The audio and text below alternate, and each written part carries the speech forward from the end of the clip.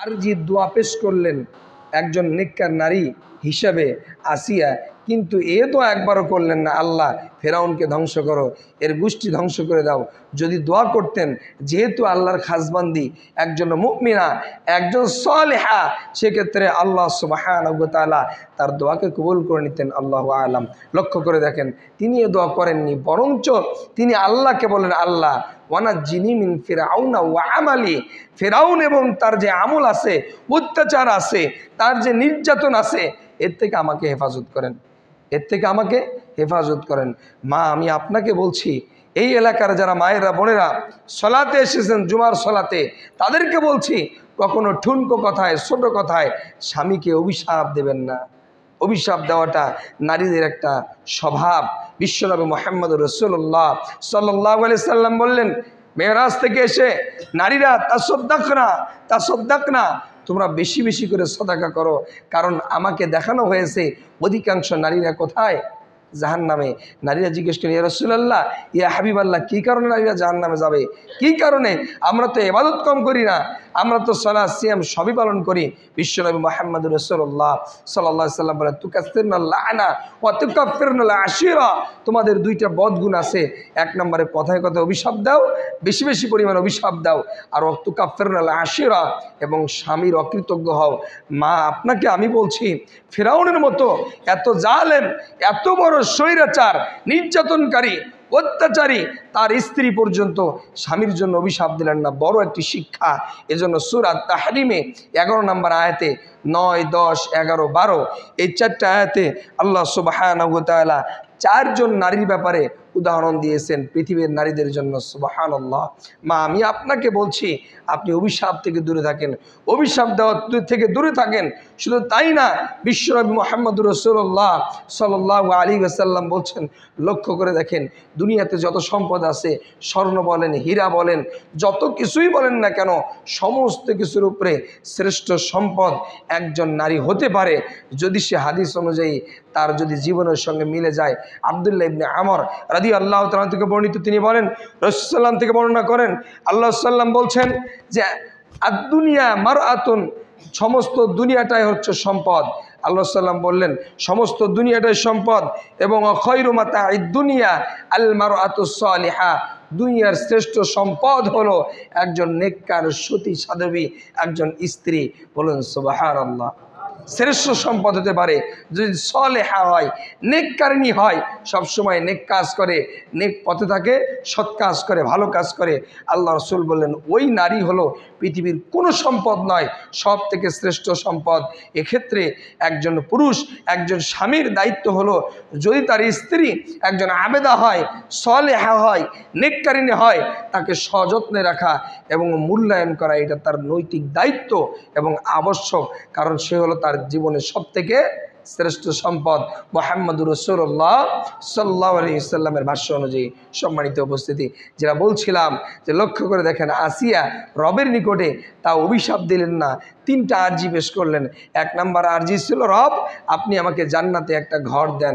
আপনি বুঝতে পারেন নির্যাতন নিপীড়নের সময়, অত্যাচারের সময় রবের প্রতি তাওয়াক্কুল কতটা হলে আল্লাহর নিকটে সে কি করতে পারে? জান্নাত চাইতে পারে আল্লাহ সুবহানাহু ওয়া তাআলার নিকটে।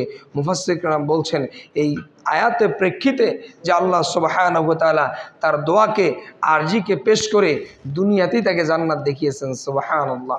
সম্মানিত উপস্থিতি, এরপর লক্ষ্য করেন, আপনাদেরকে যদি উদাহরণ টানি, লক্ষ্য করেন বিশ্বনবী মুহাম্মদ রাসূলুল্লাহ সাল্লাল্লাহু আলাইহি ওয়াসাল্লাম এর পক্ষ থেকে তার বিশিষ্ট সাহাবা আব্দুল্লাহ ইবনে আব্বাস রাদিয়াল্লাহু তাআলা আনহুম বলেন, হাসবুনাল্লাহু ওয়া নি'মাল ওয়াকিল, আল্লাহ হচ্ছে আমাদের জন্য যথেষ্ট। কী হিসাবে?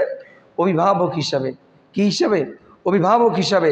পৃথিবীতে যদি কারো অভিভাবক আল্লাহ হয়, ফালিয়াতাওয়াক্কাল আলাল্লাহ ফাহুয়া হাসবুহু, আল্লাহ বলছেন, কোনো ব্যক্তি যদি আল্লাহর প্রতি ভরসা করতে পারে, আল্লাহর প্রতি আস্থা রাখে, আল্লাহ তার জন্য যথেষ্ট। সুবহানাল্লাহ।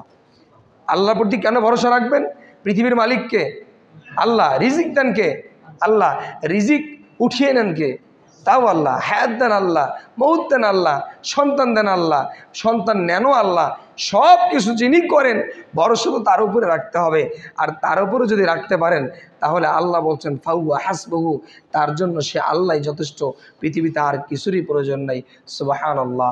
আব্দুল্লাহ ইবনে আব্বাস রাদিয়াল্লাহু তাআলা আনহু বলেন হাসবুনাল্লাহু ওয়া নি'মাল ওয়াকিল, আল্লাহ সুবহানাহু ওয়া তাআলা আমাদের জন্য যথেষ্ট, ওয়া নি'মাল ওয়াকিল, এবং অভিভাবক হিসাবে লক্ষ্য করেন যখন ইব্রাহিম আলাইহিস সালামকে আগুনের মধ্যে নিক্ষেপ করা হলো, ইব্রাহিম আলাইহিস সালাম এই শব্দ, এই বাক্য ব্যবহার করেছিলেন হাসবুনাল্লাহু ওয়া নি'মাল ওয়াকিল, যে আল্লাহ আমার জন্য অভিভাবক হিসেবে যথেষ্ট। ওই আগুন থেকে আল্লাহর প্রতি ভরসা রাখার কারণে আল্লাহ আগুনকে বললেন ইয়া নারু কুনি বারদাউ ওয়া সালামান আলা ইব্রাহিম, এবং ওই আগুন, যেই আগুনের নিয়ন্ত্রণকারীকে আল্লাহ নাকি নমরুদ? নমরুদ নিয়ন্ত্রণকারী নয়, নমরুদ তো জ্বালাইছে, কিন্তু এই জ্বালানোটাও কে জ্বালিয়ে দিয়েছেন? আল্লাহ। যতটুক জ্বালিয়েছে নমরুদ, এটা হচ্ছে মাধ্যম ছিল, কিন্তু আগুন জ্বলেছে, আগুন জ্বলে পুড়বে কিনা এইটার দায়িত্ব কার? আল্লাহর। আপনারা অনেক ট্র্যাজেডি দেখেছেন বাংলাদেশে, অনেক বড় বড় ঘটনা আছে। আমার জানা মতে সবথেকে বড় ট্র্যাজেডি ছিল রানা প্লাজার যেই ধ্বংস ছিল, 18 দিন পরে একজন নারীকেও খুঁজে পাওয়া গেছে জীবিত অবস্থায়, সে বেঁচে আছে এখনও। এই 18 দিন পরে না খেয়ে না দে কিচ্ছু খাবার খায় নাই, বাঁচিয়েছেন কে? আল্লাহ। সেই আল্লাহ সুবহানাহু ওয়া তাআলা নমরুদের এই সামান্য আগুন যে কাষ্ঠ দিয়ে জ্বালিয়েছে, এই আগুন জ্বলবে কিনা পুড়বে কিনা এইটা তো নিয়ন্ত্রণকারীকে আল্লাহ। আল্লাহ আগুনকে বলেন আগুন তুমি ঠান্ডা হও, আগুন ঠান্ডা হয়ে গেল। জোরে বলেন সুবহানাল্লাহ। সম্মানিত উপস্থিতি, কিসের কারণে? তাওয়াক্কুল আলাল্লাহ, আল্লাহর প্রতি ভরসা রাখার কারণে। লক্ষ্য করে দেখেন আল্লাহ সুবহানাহু ওয়া তাআলার প্রতি ভরসার আরেকটি উদাহরণ দেই, খুবই সেন্সিটিভ উদাহরণ। আপনার আমার ডান বাম পাশ থেকে আমরা অনুধাবন করলে বুঝতে পারবো।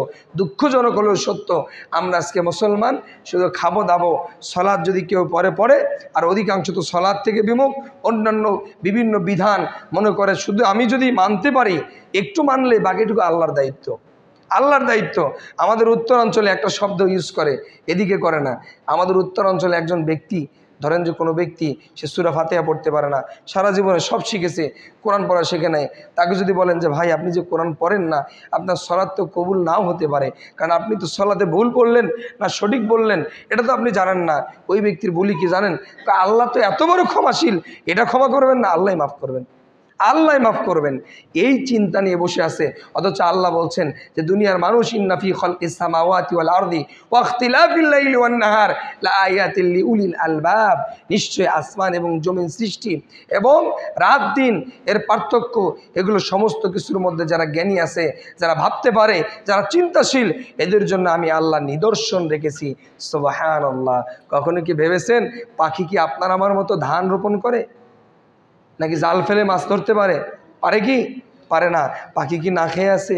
বরঞ্চ আপনার আমার থেকে চিন্তাশীল, ফুরফুরে তার চিন্তা, সে খাবার খায় আর তাসবিহ জপে, ইউসাব্বিহু লিল্লাহি মা ফিস সামাওয়াতি ওয়া মা ফিল আরজ, আসমান এবং জমিনের মধ্যে সব কিছু তাসবিহ জপে কার?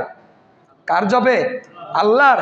আল্লাহর গুণকীর্তন করে একজন স্কলার, তিনি বলছেন থিসিস করে গবেষণা করে যে আপনি আমি যেই টাইলসের উপর বসে আছি, আপনি আমি যেই কাষ্ঠের উপরে বসে আছি, এই কাষ্ঠ কিন্তু কথা বলতে পারে না। কথা বলতে পারে?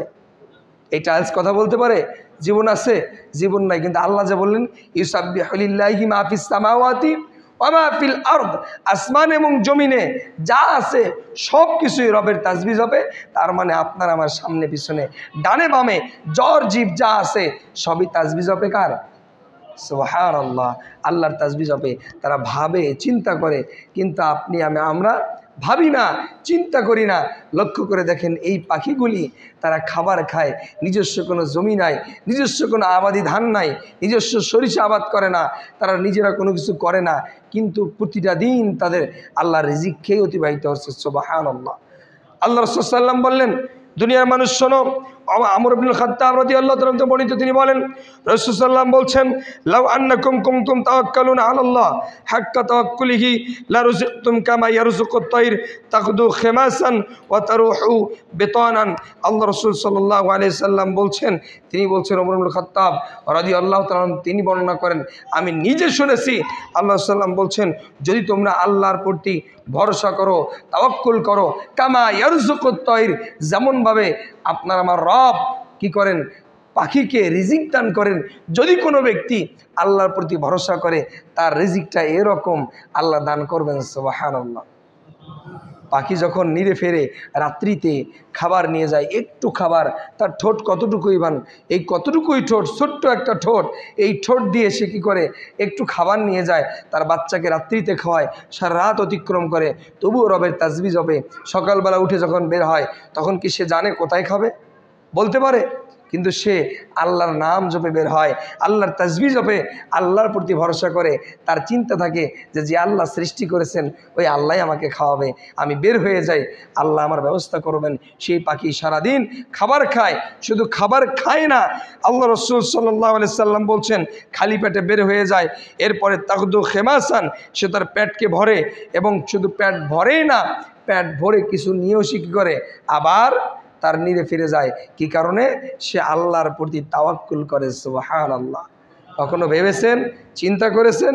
চিন্তা করেন নাই, একটিবার ভাবুন। আল্লাহ বলছেন যে এভাবেই যারা আল্লাহর প্রতি ভরসা করবে, ফালিয়াতাওয়াক্কাল আলাল্লাহ ফাহুয়া হাসবুহু, আমি আল্লাহ তার জন্য যথেষ্ট। সুবহানাল্লাহ। ঠিক আল্লাহ সাল্লাম বললেন, দুনিয়ার মানুষ রিজিকের চিন্তা করো না, যে আল্লাহ রিজিক দান করেন, যে আল্লাহ রিজিকের দায়িত্ব নিয়েছেন, আল্লাহু খায়রুর রাযিকিন, যে আল্লাহ হলেন উত্তম রিজিক দাতা, তিনি ছাড়া কেউ রিজিক দিতে পারেন না।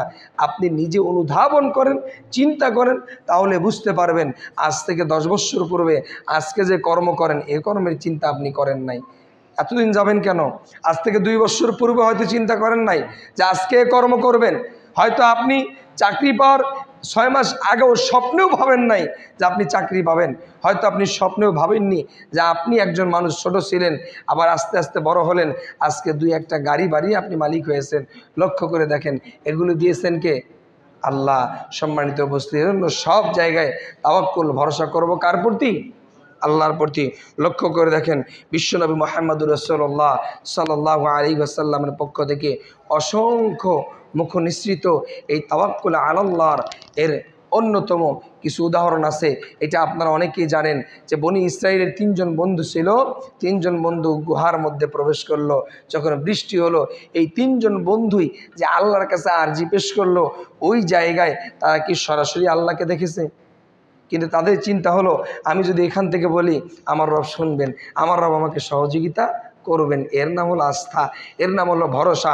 খুব বিপদে কেউ নাই, কেউ নাই, পৃথিবীর কেউ আপনাকে বিপদ থেকে উদ্ধার করবে না।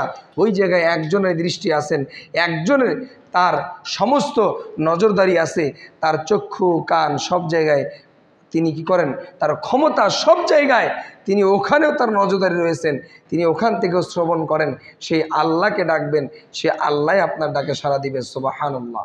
লক্ষ্য করে দেখেন সম্মানিত উপস্থিতি, ওই 3 বন্ধুই তারা যখন আটকা পড়লেন গুহার মধ্যে, 3 জনই 3টা ভালো কাজ পেশ করেছিল, এবং পেশ করে শেষেই যোগ করেছিল, আল্লাহ তুমি যদি মনে করো এ কাজটা আমি তোমার জন্য করেছি, ও আল্লাহ তুমি এই বিপদ থেকে আমাদেরকে উদ্ধার করো, আমাদেরকে রক্ষা করো। ওই জায়গায় তারা ধাক্কাধাক্কিও করলেন না, চেষ্টাও করলেন না, ওদিকে চিৎকার চেঁচামেচি কিছুই করলেন না, নিরাশাও হলেন না। যারা ইমানদার তারা কখনো নিরাশা হয় না। বিয়ে করেছেন মাত্র 30 বছর, 40 বছর, সন্তান হয় নাই তো কি? আল্লাহ চাইলে সন্তান দিতে পারেন না? এরকম নজির বাংলাদেশে আছে। 25-30 বছর দাম্পত্য জীবন অতিক্রম করার পরে ওই মায়ের গর্ভেই সন্তান হয়েছে। সুবহানাল্লাহ। এটা আল্লাহর পক্ষ থেকে একটা নিয়ামত। আল্লাহ যখন মনে করবেন, উপযুক্ত মনে করবেন, দেবেন। আর আল্লাহ যদি মনে করেন যে আপনার জন্য সন্তান কল্যাণময় নয়, তাহলে আপনার জন্য সন্তান আল্লাহ দেবেন না। আর যদি মনে করেন কল্যাণকর, তাহলে আল্লাহ সুবহানাহু ওয়া তাআলা কি করবেন? সন্তান দান করবেন। সম্মানিত উপস্থিতি, এজন্য আপনাদের উদ্দেশ্যে উদাত্ত আহ্বান, সব জায়গায় সমস্ত জায়গায় বিপদ মুসিবতে আপনার আমার ভরসা, আস্থা, নির্ভরশীলতা এক জায়গায় একজনের প্রতি, তিনি হলেন আল্লাহ সুবহানাহু ওয়া তাআলা। ওই তিন বন্ধু আল্লাহকে ওই জায়গায় সরাসরি তো আল্লাহ আসেন নাই, কিন্তু তাদের চিন্তা হলো যে আমি এমন একজন রবের ইবাদত করি, এমন একজন রবের গোলামি করি, আমি এমন একজন রবের সেজদা করি যেই রবের ক্ষমতা এক জায়গায় সীমাবদ্ধ না, পৃথিবীর সমস্ত জায়গায়, শুধু পৃথিবী নয়, 7টা গ্রহ সহ সমস্ত জায়গায় প্রত্যেকটা আনাচে কানাচে সেই রবের দৃষ্টি রয়েছে, তার ক্ষমতা রয়েছে। তিনি হচ্ছেন ইন্নাল্লাহা আলা কুল্লি শাইইন কাদির।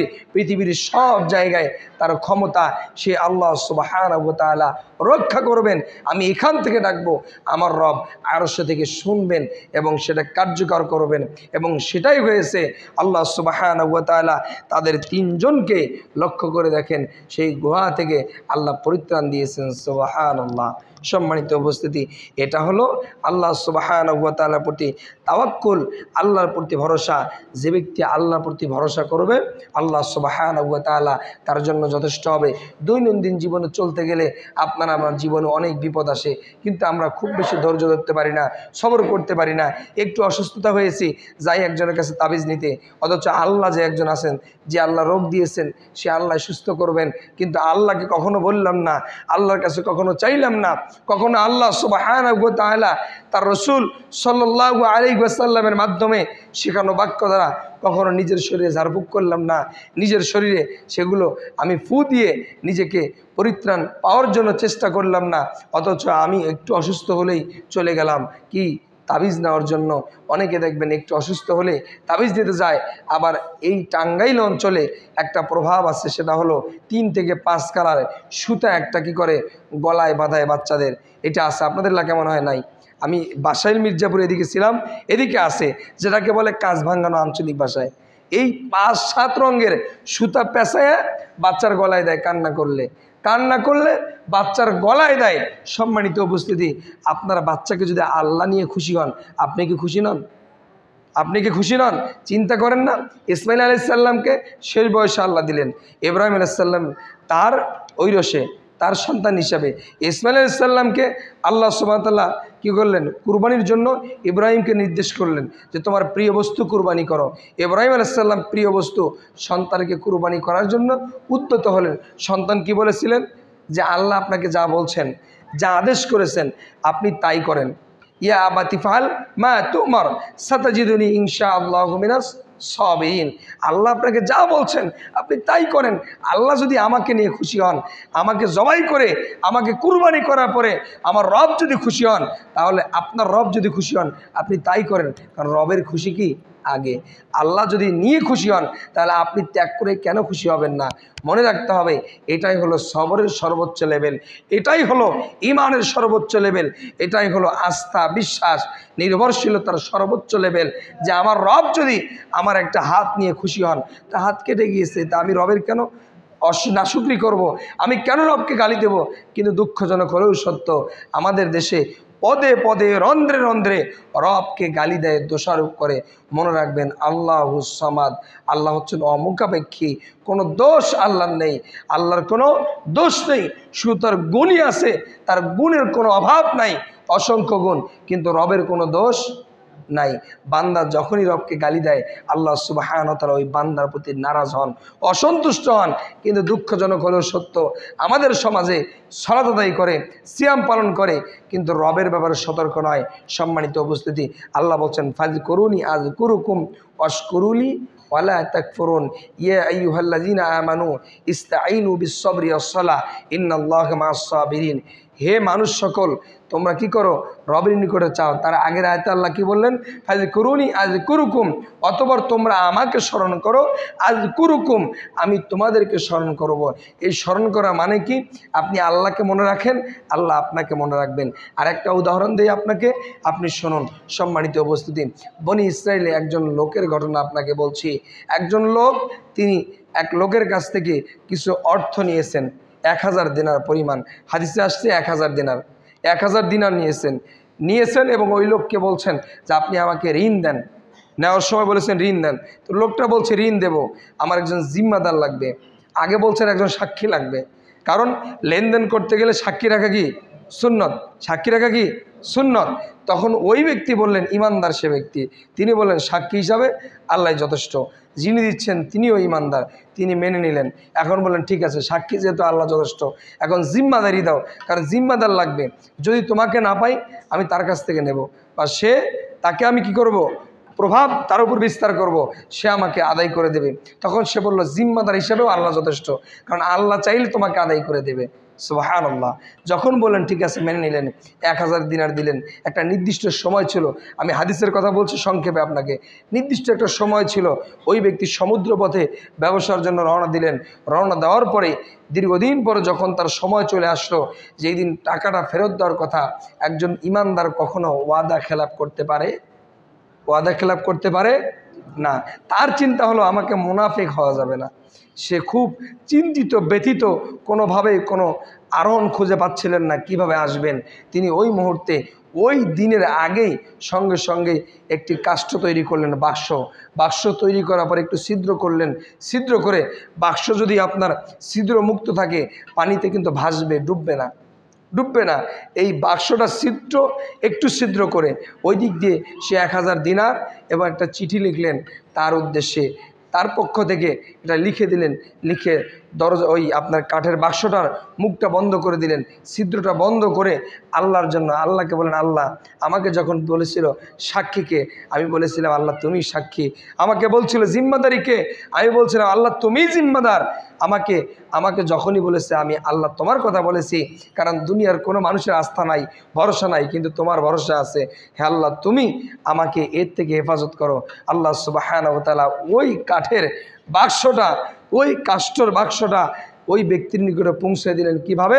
ওই ব্যক্তি দাঁড়িয়ে আছেন নদীর কাছে, যে ব্যক্তি ঋণ নিয়ে গেল, এ তো গেছে নদীপথে ব্যবসা করতে, ওই তো ফিরে আসবে, একটা নির্দিষ্ট ঘাট থাকে, সে দাঁড়িয়ে আছে যে কখন ফিরে আসবে, আমার তো সময় হয়ে গেছে। ওই ব্যক্তি দাঁড়িয়ে থাকতে হঠাৎ করে দেখে দূরে একটা কাষ্ঠের টুকরা, সেটাকে নিয়ে আসলো, নিয়ে এসে বাড়িতে যখন চিরলো জাল দেওয়ার জন্য, ঠিক ওই মুহূর্তে দেখলো ওর মধ্যে একটা চিঠি সহ 1000 দিনার। সুবহানাল্লাহ। আল্লাহ সুবহানাহু ওয়া তাআলা তার প্রতি ভরসা করে ছেড়ে দেওয়ার কারণে আল্লাহ তার ওয়াদাকেও পূরণ করে নিলেন। সুবহানাল্লাহ। এটা হলো আল্লাহর প্রতি ভরসার কারণে আল্লাহর পক্ষ থেকে গায়েবী সাহায্য কিভাবে হয় তার একটি প্রমাণ, যেটা হাদিসে এসেছে। লক্ষ্য করেন সম্মানিত উপস্থিতি, ওই ব্যক্তি কিছুদিন পর ফিরে এসে বললেন, ভাই আমি তো ওয়াদা করেছিলাম, রক্ষা করতে পারে নাই, আমার 1000 দিনার এই যে নাও এবং তুমি আমাকে ক্ষমা করো। ওই ব্যক্তি সঙ্গে সঙ্গে বলল, ভাই আমি তো আমার টাকা পেয়ে গেছি। বললেন কিভাবে? বললো যে ঠিক ওই দিনেই আমি একটি কাষ্ঠের টুকরা পেলাম, এর মধ্যে এভাবে দেখলাম তোমার চিঠি ছিল, তুমি কি টাকা পাঠিয়েছিলে? সে বললে হ্যাঁ আমি পাঠিয়েছি, এবং ওই ব্যক্তি পেয়েছে। আল্লাহু আকবার কাবীরা। এটা হলো আল্লাহর প্রতি তাওয়াক্কুল, ভরসা করা একটা নামান্তর, একটা রূপান্তর, একটা রূপ, যে আল্লাহ সুবহানাহু ওয়া তাআলার প্রতি যদি কেউ ভরসা করে, আস্থা রাখে, তাহলে ওই ব্যক্তি আল্লাহর পক্ষ থেকে সাহায্য পাবে। সুবহানাল্লাহ। এজন্য আপনাদের প্রতি উদাত্ত আহ্বান, যে কোনো বিপদে, যে কোনো মুসিবতে, সুখে দুঃখে, সুখে যখন কোনো সুখ হবে, আনন্দের সময় হবে, তখন কাকে স্মরণ করবেন? কি বলে? সুবহানাল্লাহ, আলহামদুলিল্লাহ, সুবহানাল্লাহ, আলহামদুলিল্লাহ। এজন্য সুখের সময় কোনো খুশি আনন্দের সংবাদ শুনলে কি বলতে হয়? আলহামদুলিল্লাহ। কি বলতে হয়? আলহামদুলিল্লাহ, আলহামদুলিল্লাহ। কোনো আশ্চর্যজনক কোনো বিষয় শুনলে সুবহানাল্লাহ। এবং কোনো ফলমান, যেটা রানিং ফল দিচ্ছে, এরকম কিছু পাইলে কি বলতে হয়? মাশাআল্লাহ। আল্লাহ দিয়েছেন এজন্য পেয়েছি, আল্লাহ দিয়েছেন এজন্য পেয়েছি। যদি ভবিষ্যৎ সুযোগ কোনো কথা বলে, তখন কি বলতে হয়? ইনশাআল্লাহ। কেন? এটাও যদি আল্লাহ চায় তাহলে হবে, তাছাড়া হবে না। এখানে মনে রাখতে হবে ইনশাআল্লাহ এর অর্থ হলো যদি আল্লাহ চায়। আল্লাহ চাইলে সম্ভব ভবিষ্যতের কোনো কাজ করা, আর আল্লাহ যদি না চান কখনোই সম্ভব নয়। সম্মানিত উপস্থিতি, সকলের উদ্দেশ্যে সর্বশেষ কথা হলো, সব জায়গায় বিপদে আপদে মুসিবতে চাওয়া পাওয়ার ক্ষেত্রে সব জায়গায় আল্লাহ সুবহানাহু ওয়া তাআলা তাকে মনে রাখবেন এবং তাকে স্মরণ করবেন। চাইলেও আল্লাহর কাছে, অভিযোগ থাকলেও আল্লাহর কাছে, প্রার্থনা থাকলেও আল্লাহর কাছে, কোনো রাগ থাকলে সেটাও আল্লাহর কাছে বলবেন যে আল্লাহ আমার রাগ হলো, আমি একজন বান্দা তোমার, তুমি আমাকে কেন দাও না, এই অভিযোগ গোসা যা আছে সব কিছু একজনের কাছে তিনকে আল্লাহ সুবহানাহু ওয়া তাআলা। আপনার যা আছে, যত কিছু আছে, সমস্ত কিছু, হতাশা, ক্লান্তি, দুর্দশা, আশা, আকাঙ্ক্ষা, ব্যর্থতা, সব কিছুই আল্লাহর নিকটে সুপর্দ করবেন। তাহলে আল্লাহ সুবহানাহু ওয়া তাআলা আপনার জন্য অভিভাবক হিসেবে আপনার পক্ষে দাঁড়িয়ে যাবেন। সুবহানাল্লাহ। আর পৃথিবীর মালিক যার পক্ষে অভিভাবক, তার জন্য তিনি যথেষ্ট, এবং তার জন্য পৃথিবীর আর কোনো কিছুর প্রয়োজন হয় না। আল্লাহ সুবহানাহু ওয়া তাআলা আপনাদের আমাদের সকলকে যতটুকু কথা বললাম এর উপরে আমল করার তৌফিক দান করুন। আল্লাহুম্মা আমিন। মা বোনদের উদ্দেশ্যে উদাত্ত আহ্বান থাকবে, আপনারাও এত সহজেই বিচলিত হয়ে কখনো আল্লাহর পথকে ছেড়ে দেবেন না। এত সহজে বিচলিত হতাশা হয়ে আল্লাহকে ছেড়ে দিয়ে দুনিয়ার মানুষের নিকটে ধন্য ধরবেন না। অধিকাংশ নারীরাই শিরিকের মধ্যে জর্জরিত, আল্লাহকে বাদ দিয়ে। অধিকাংশ নারীরাই রবের সৃষ্টি নিয়ে দোষ এবং রবকে দোষারোপ করে থাকে। এজন্য খুব সাবধান থাকবেন। আপনাদের উদ্দেশ্য উদাত্ত আহ্বান। বিশ্বনবী মুহাম্মদুর রাসূলুল্লাহ সাল্লাল্লাহু আলাইহি